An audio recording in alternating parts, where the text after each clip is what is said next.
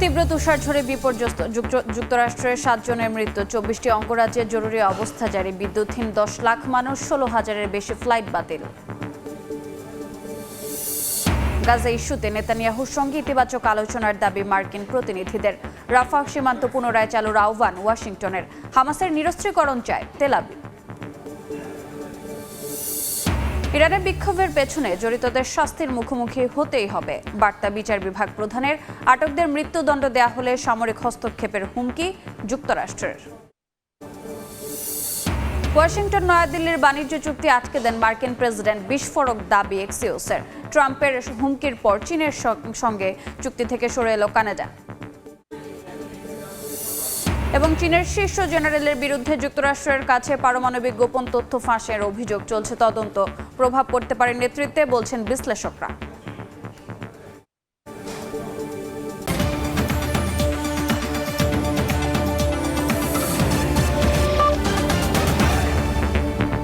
আন্তর্জাতিক সময়ের সঙ্গে আছে আমি রোজা চৌধুরী।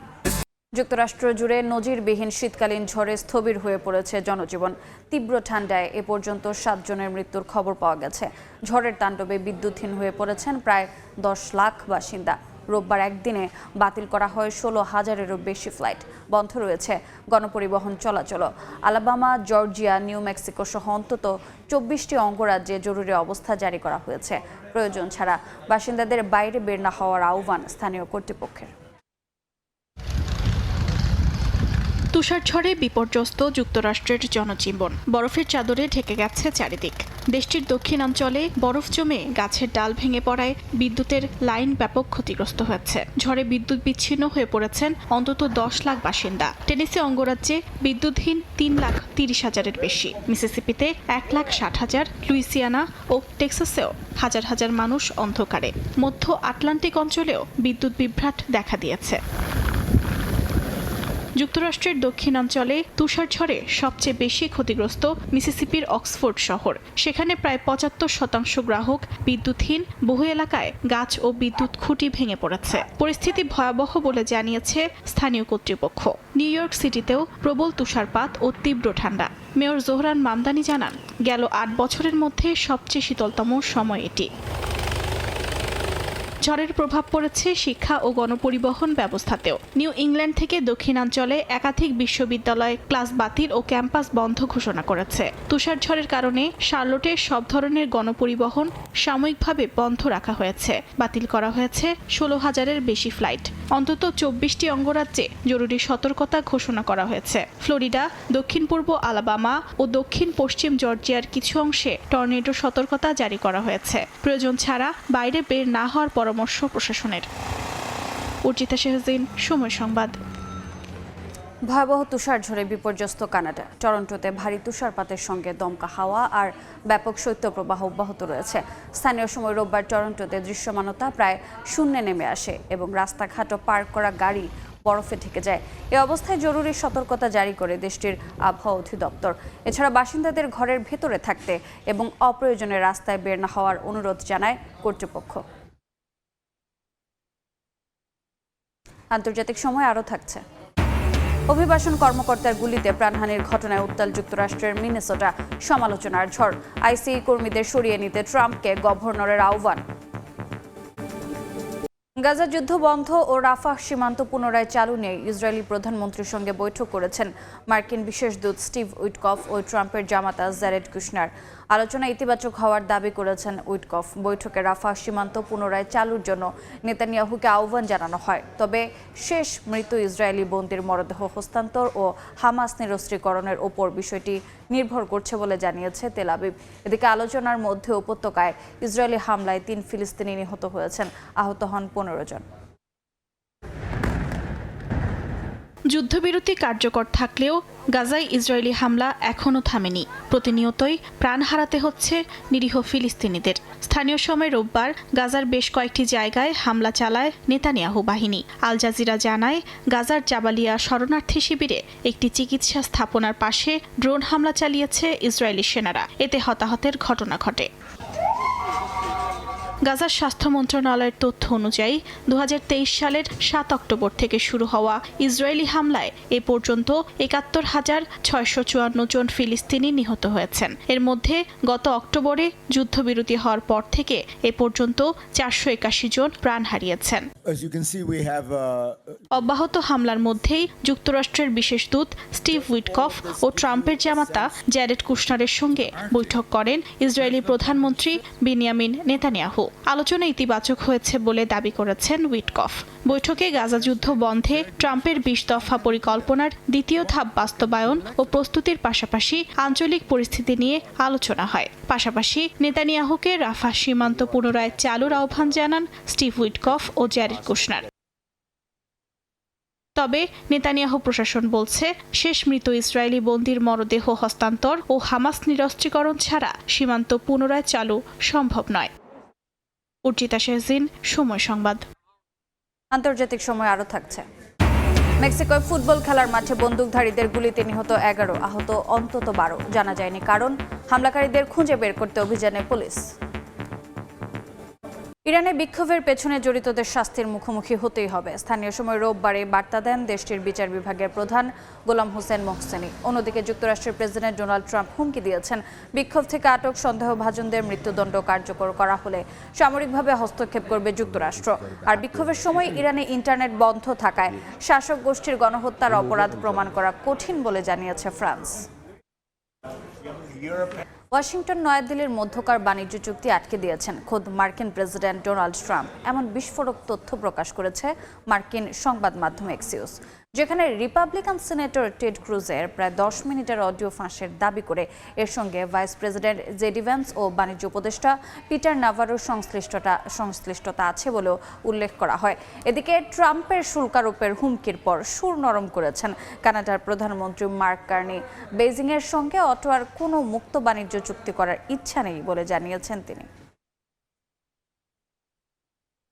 চীনের সঙ্গে কোনো মুক্ত বাণিজ্য চুক্তি করার ইচ্ছে নেই কানাডার। মার্কিন প্রেসিডেন্ট ডোনাল্ড ট্রাম্পের অটোয়ার ওপর শুল্ক আরোপের হুমকি দেওয়ার পর এমন মন্তব্য করেছেন দেশটির প্রধানমন্ত্রী মার্ক কার্নি।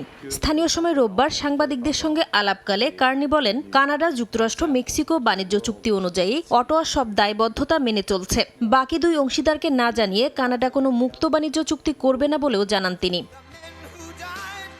এর আগে চীনের সঙ্গে চুক্তি করলে কানাডার রফতানি বাণিজ্যের ওপর শাস্তিমূলক 100% শুল্ক বসানোর হুমকি দেন ট্রাম্প। গেল শনিবার সামাজিক যোগাযোগ মাধ্যম ট্রুথ সোশ্যালে এক পোস্টে তিনি জানান, কার্নি কানাডাকে চীনের জন্য যুক্তরাষ্ট্রে পণ্য ঢোকানোর ড্রপ অফ পোর্ট বানানোর কথা ভেবে থাকলে মারাত্মক ভুল করবেন।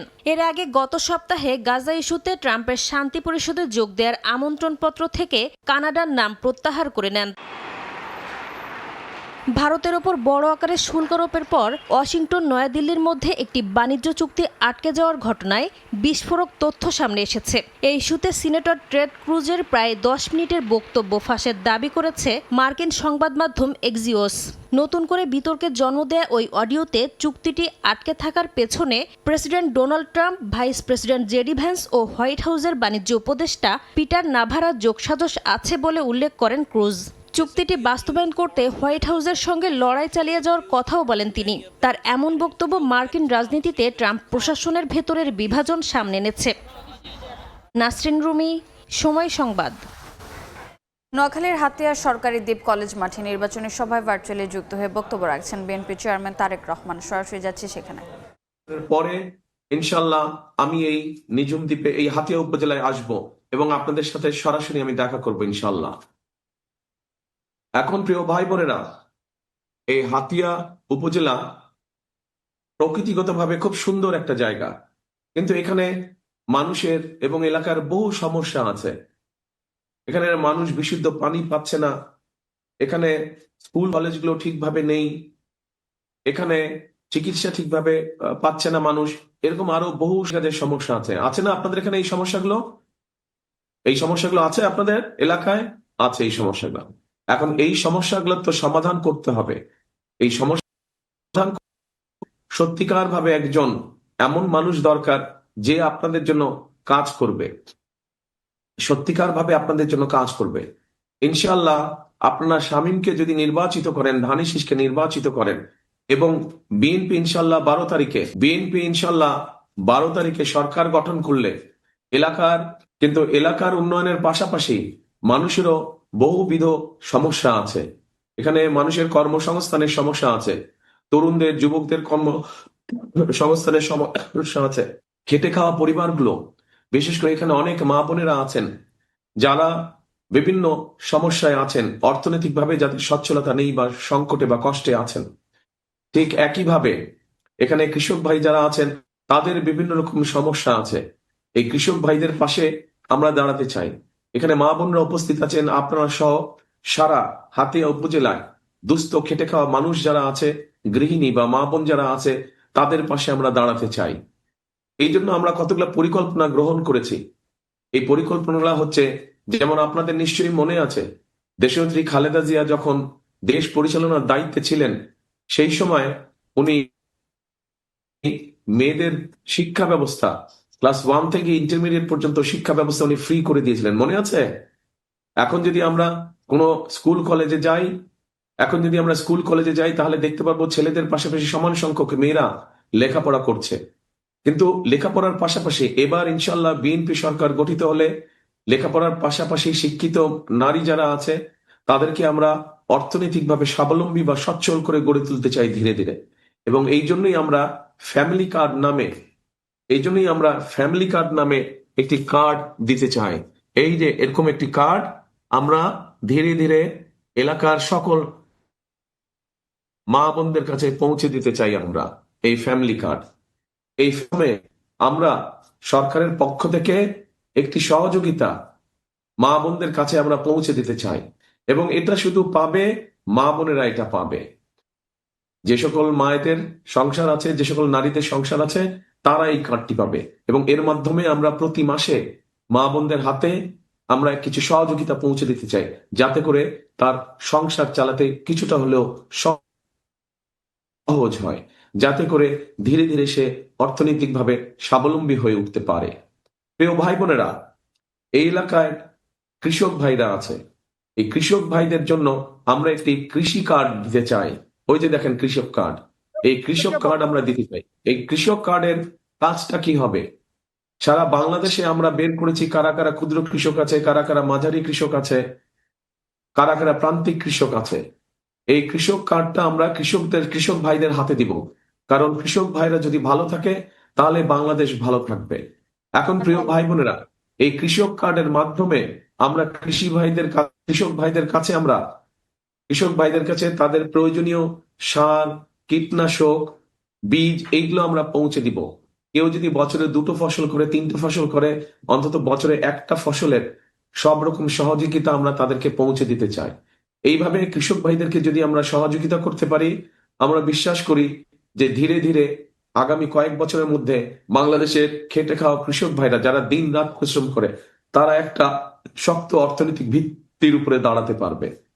প্রিয় ভাই বোনেরা, এই এলাকায় বহু শিক্ষিত তরুণ যুবক আছে, তারা শিক্ষিত তরুণ যুবক ভাইরা, কিন্তু তাদের কর্মসংস্থান নেই, বেকার হয়ে তারা পড়ে আছে। আমরা এই বেকার ভাইদের পাশে দাঁড়াতে চাই এবং সেই জন্য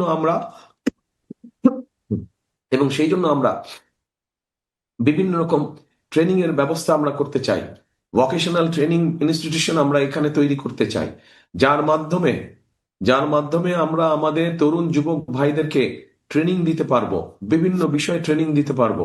ট্রেনিং পাওয়ার ফলে সেই ভাইটি সে দেশের ভেতরেই হোক নিজের ব্যবসা বাণিজ্য শুরু করতে পারবে, এবং তার জন্য যারা দেশের ভিতরে ক্ষুদ্র ব্যবসা বাণিজ্য শুরু করবে তাদেরকে আমরা ক্ষুদ্র ঋণের ব্যবস্থা, ব্যাংক ঋণের ব্যবস্থা আমরা তাদেরকে ইনশাল্লাহ করে দিব।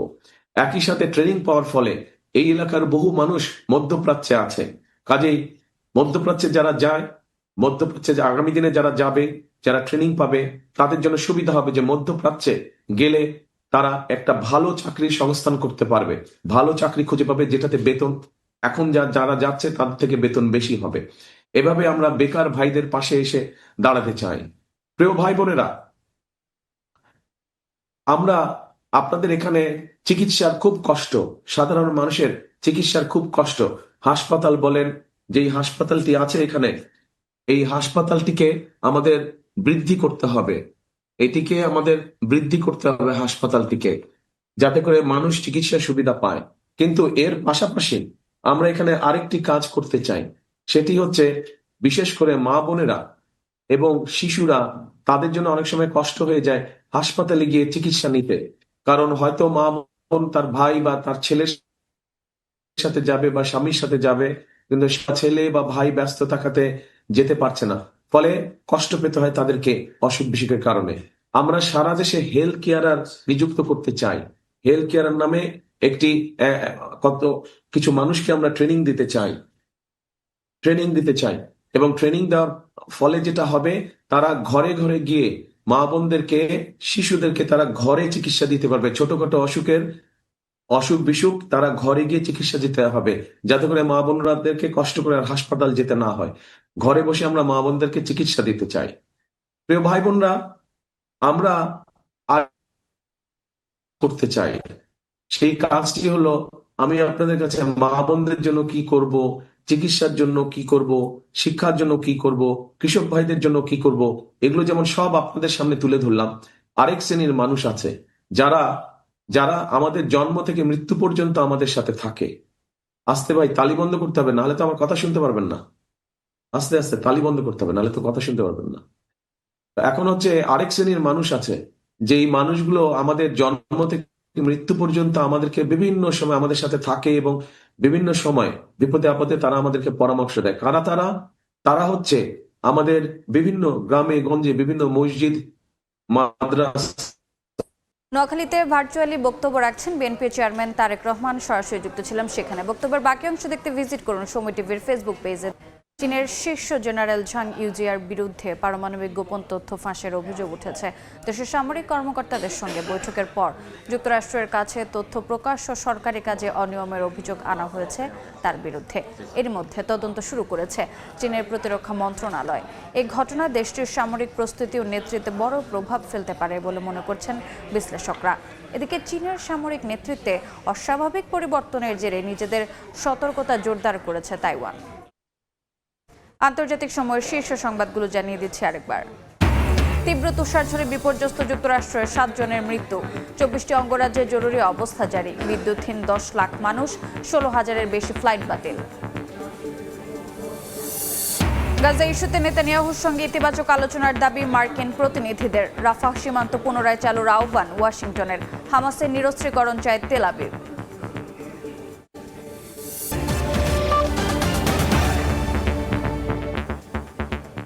এ ছিল আন্তর্জাতিক সময়। এরপর বিকেল 5টায় থাকবে নির্বাচন নিয়ে আমাদের বিশেষ আয়োজন নির্বাচনের পথচলা। সঙ্গে থাকুন সময়ের।